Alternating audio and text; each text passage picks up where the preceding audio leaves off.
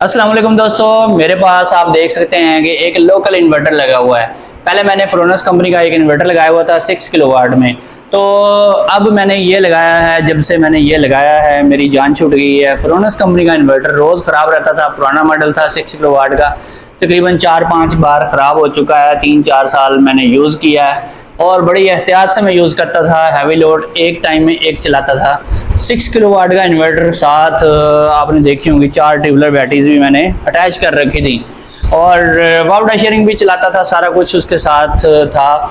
लेकिन उसने मुझे बहुत तंग किया, बहुत ज़्यादा तंग किया। आखिर मैंने तंग आके उसको भेज दिया जी रिपेयरिंग के लिए और उसकी जगह पे ये लोकल इन्वर्टर मैंने आर्जी तौर पे लगाया था और ये खुद से मैंने तैयार किया है सारा इन्वर्टर। ठीक है, बहुत अच्छी क्वालिटी का है। आप देख सकते हैं 16 एम्पेयर 16.7 या 6 इतना लोड चल रहा है और बहुत बेहतरीन लोड चल रहा है। इसके ऊपर 1.5 टन का एक एसी चल रहा है अपनी पूरी कैपेसिटी के साथ और एक रोटर पंप मोटर चल रही है पानी वाली और घर में बाकी पंखे लाइटें और फ्रिज वगैरह सब कुछ चल रहा है। ठीक है, और मेरी जान छूट गई है। जो मेरे पास पहले इन्वर्टर था 6 किलोवाट का हाइब्रिड इन्वर्टर, वो इतने लोड के ऊपर मर जाता था। अगर एक एसी चल रहा है साथ, अगर किसी ने पंप चला दिया तो वो उड़ जाता था और इंतहाई नाकस क्वालिटी का था। बिल्कुल न्यू लिया था मैंने, 3 से 4 साल बड़ी मुश्किल से मैंने यूज़ किया है, लेकिन 4-5 बार रिपेयर हो चुका है और 6-7 हज़ार, 8 हज़ार, कभी 6 हज़ार, कभी 8 हज़ार उसके ऊपर लगता रहता था। अब मैंने ये वाला इन्वर्टर खुद से तैयार किया है, बहुत ज़बरदस्त इसकी बिल्ड क्वालिटी है। इसमें वोल्ट्रॉनिक IGBTs मैंने लगाए हुए हैं 8 अदद और इसमें डबल कोयल लगाई है और हीट सिंक भी अच्छा है इसका और इसमें डबल फैन भी है। और ये जो इन्वर्टर है इसकी कॉस्ट बहुत कम है, ये मैंने खुद तैयार किया है। ये मुझे तकरीबन कोई पड़ गया है कोई 22,000 या 25,000 के राउंड अबाउट। इसमें बड़ा कैपेसिटर भी लगा हुआ है 4700 माइक्रोफैरड का और साथ 6 छोटे कैपेसिटर भी लगे हुए हैं 470 माइक्रोफैरड वाले और इसमें TLP भी बहुत अच्छे लगाए हुए हैं मैंने। यानी कि जो इसके ऑटो कपलर होते हैं जो IGBTs को ड्राइव देते हैं वो भी बहुत अच्छी क्वालिटी के हैं। और इसमें जो IC मैंने सॉफ्टवेयर यूज़ किया है वो प्योर साइन वेव नहीं है, वो मॉडिफाइड साइन वेव है और मॉडिफाइड साइन वेव का रिजल्ट बहुत अच्छा होता है, पावर बहुत ज़्यादा होती है। लेकिन मेरा सारा लोड बेहतरीन चल रहा है और कोई भी अप्लायंस जो है कोई भी मसला नहीं कर रही और मैं बड़ा खुश हूँ। ठीक है, मैंने उसकी रिपेयरिंग के ऊपर हज़ारों रुपए लगा दिए, उससे सस्ता मुझे ये एक इन्वर्टर मिल गया जो मैंने खुद तैयार किया है। मेरी पूरी तसल्ली है इसके ऊपर, मैंने खुद से सारे इसके कंपोनेंट्स, इसका PCB सारा कुछ मैंने खुद तैयार किया है और बहुत ज़बरदस्त चीज़ है और मेरी जान छूट गई है। बाकी इसमें मैंने आर्जी तौर पे लगाया था, आप देख रहे हैं ये वायरिंग इसकी हाइब्रिड की अभी पड़ी हुई है, बैटरी वाला ब्रेकर लगा हुआ है। लेकिन ये मैंने आर्जी लगाया था, लेकिन अब मुझे इतना पसंद आया मैं सोच रहा हूँ इसी को यूज़ करूँ और इसके अंदर एक ब्रिज लगाऊंगा मैं। तकरीबन कोई जो 100 एम्पेयर वाली ब्रिज होती है अच्छी वाली, वो लेके लगाऊंगा और हीट सिंक के ऊपर लगाऊंगा। ज़्यादातर लोग हीट सिंक के बगैर ही ब्रिज लगा देते हैं वापडा शेयरिंग के लिए, लेकिन उसके ऊपर फिर जब हैवी लोड डालते हैं तो ब्रिज उड़ जाती है। जब ब्रिज उड़ती है तो साथ ही आपका इन्वर्टर भी चला जाता है और बाज़ औक़ात नहीं भी जाता, बच भी जाता है अगर ओपन सर्किट हो। तो इसको मैं वापडा शेयरिंग भी इसके अंदर इंस्टॉल करूँगा ताकि मुझे सुबह शाम चेंज ओवर ना करना पड़े। चेंज ओवर एक जगह पे रहेगा और वापडा की सप्लाई भी इसके अंदर यूज़ होगी, यानी कि शाम और सुबह के टाइम पे खुद ब खुद ये सोलर और वापडा के ऊपर कन्वर्ट होता रहेगा और मेरी टेंशन ख़त्म, मेरी जान छूट जाएगी। और अगर ये जल भी जाता है खुदा न खास्ता तो इसकी रिपेयरिंग बहुत आसान है, सिंपल सर्किट है और बहुत इजी है और 2-3 हज़ार में ये रिपेयर हो जाता है। आमतौर पे बहुत ज़्यादा नुकसान हर दफ़ा नहीं हुआ करता अगर आपने अच्छी तरीके से इसको बनाया है। तो बहुत ही ज़बरदस्त चीज़ है दोस्तों। इसमें मैंने 2 डबल कोयल के रिंग इंस्टॉल किए हैं और बहुत ही मैं इससे सेटिस्फाई हूँ और ज़बरदस्त चल रहा है। मैंने इसमें 8 IGBT लगाए हैं, वोल्ट्रॉनिक हैं और यूज़ में होते हैं, वो निकले हुए होते हैं सर्किटों में से और बहुत ही ज़बरदस्त काम करते हैं। इसके अलावा जो मैंने कैपेसिटर्स यूज़ किए हैं वो भी ओल्ड यूज़ किए हैं। जो न्यू कैपेसिटर्स आते हैं आपको पता है इतनी चीप क्वालिटी के होते हैं और उनके अंदर होता कुछ नहीं, ऊपर वैल्यू ज़्यादा लिखी हुई होती है।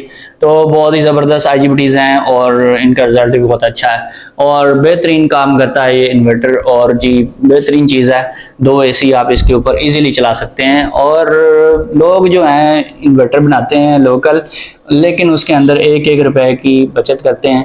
यानी जो जहाँ से एक छोटा सा इसके अंदर कोई पुर्जा भी अगर है ना, वो अगर 2 रुपए की बजाय 5 रुपए का मिल रहा है तो 2 में भी मिल रहा है, वो 5 वाला नहीं लगाएंगे, 2 रुपए वाला लगा देंगे। ठीक है, इस तरीके से 2-2, 3-3 रुपए, 5 रुपए, 50 रुपए, 100 रुपए, 150 रुपए, इस तरह कर करके बचा बचा के वो 1000-1500 इसमें से पार्ट्स में बचा लेते हैं। वो बचाने का फायदा कोई नहीं है, उससे बेहतर है कोई क्वालिटी बेहतर कर लें, 1000-1500, 2000 अपने पास से लगा दें, लेकिन चीज़ अच्छी बननी चाहिए, कंप्लेन लेस होनी चाहिए। मैं अब एट अ टाइम 2 किस्म के हैवी लोड यूज़ कर रहा हूँ, यानी कि मेरा एक AC 1.5 टन का चल रहा है अपनी पूरी कैपेसिटी के साथ 16 डिग्री पे, और दूसरा जो है मैंने अपना रूटर पंप चलाया हुआ है जो कि 5 एम्पेयर से लेकर 6 एम्पेयर तक यूज़ करता है। उसका काफ़ी सारा टार्क लोड भी 20-22 एम्पेयर का है, और AC चलने के दौरान ही मैंने पंप को ऑन किया, लेकिन मेरे इन्वर्टर ने कुछ भी नहीं कहा मुझे, और सुकून से चल रहा है माशाल्लाह, बेहतरीन है, बहुत ज़्यादा हीट भी नहीं है, नॉर्मल हीट आ रही है इसकी। और इसमें फैंस भी मैंने लाट वाले इम्पोर्टेड लगाए हुए हैं, कुछ लोग नए फ़ैन यूज़ करते हैं वो जल्दी ख़राब हो जाते हैं, ये बड़े हीट होते हैं। और इसके अलावा मैंने इसके ऊपर 25 एम्पेयर तक का लोड भी डाल के चेक किया। 20-25 एम्पेयर तक का लोड बड़ा जालिम लोड होता है। 25 एम्पेयर का लोड जो है वो इन्वर्टर्स के ऊपर कभी भी रिकमेंडेड लोड नहीं होता। हमारा जो हाइब्रिड इन्वर्टर 8 किलोवाट में आता है उसके ऊपर लोग 20-25 एम्पेयर का लोड चलाते हैं, फिर सही चलता है। जो 6 किलोवाट के हाइब्रिड होते हैं वो टोटली नाकाम है अगर आप 2 किस्म के हैवी लोड चलाते हैं। अगर आपने एक आध AC चलाना है और साथ छोटा मोटा लोड सारे घर का चलाना है तो फिर आप 6 किलोवाट का इन्वर्टर लगा लें, लेकिन अगर अच्छी कंपनी का 6 किलोवाट का इन्वर्टर आप यूज़ करेंगे तो वो भी चल जाएगा, 2 हैवी लोड इजीली चला लेता है। कुछ कंपनियां हैं ही ऐसी कि बहुत ज़्यादा तंग करती हैं, और कुछ कंपनियां जो हैं उनके इन्वर्टर्स अच्छे होते हैं, लेकिन जिनके इन्वर्टर अच्छे हैं वो बहुत ज़्यादा महंगे हैं, हर बंदा अफोर्ड नहीं कर सकता। मैंने भी 90,000 का लिया था फ्रोनस का, आज से कोई 4 साल पहले, तो सस्ता होने की वजह से मैंने ले लिया, लेकिन उसने जो बाद में मुझे तंग किया वो उसने कसर निकाल दी सारी, और अब वो कचरा बन गया। ठीक है, तो अब वो सेकंड हैंड जो है तकरीबन 60-70 हज़ार का मेरा बिक जाएगा, 80 हज़ार का भी बिक सकता है।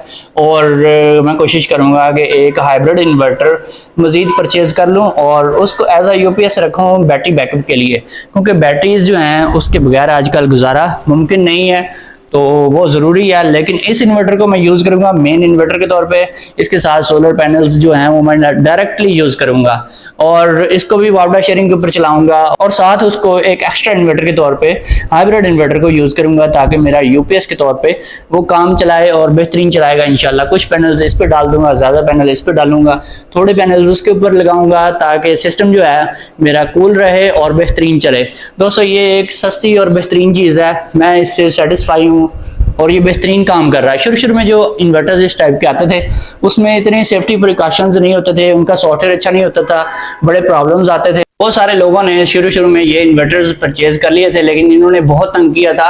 लेकिन आजकल इसका जो सॉफ्टवेयर है बहुत अच्छी क्वालिटी का आता है, इसके अंदर सेफ्टी भी होती है, अगर आप इसको ओवरलोड करवाते हैं ट्रिप हो जाता है। इसमें जो ख़ास बात है वो ये है कि आपने इसकी आउटपुट के ऊपर एक एम्पेयर प्रोटेक्शन लाजमी लगानी है। उसके अंदर आपने अपने पैनल्स के हिसाब से जितने एम्पेयर के आपके पैनल्स हैं उससे 2 एम्पेयर आपने कम यहाँ पे आपने उसके प्रोटेक्शन लगा देनी है, एम्पेयर लॉक कर देने हैं कि उससे ज़्यादा लोड आपका ना आए।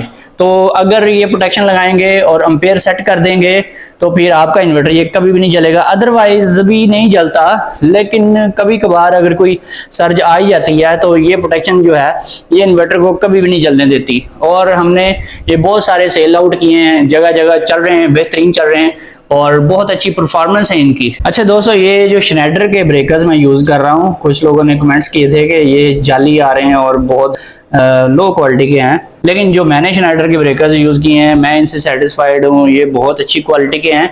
इसमें कापी भी आ रही है, हल्के ब्रेकर्स भी आ रहे हैं, और मेरे ख्याल में अगर ये कापी भी हुई तो फर्स्ट कापी होगी। बहुत अच्छी क्वालिटी के बनाए हैं जिसने भी बनाए, और इनके ऊपर ही ये देखें सारा लोड कम ज़्यादा होता रहता है।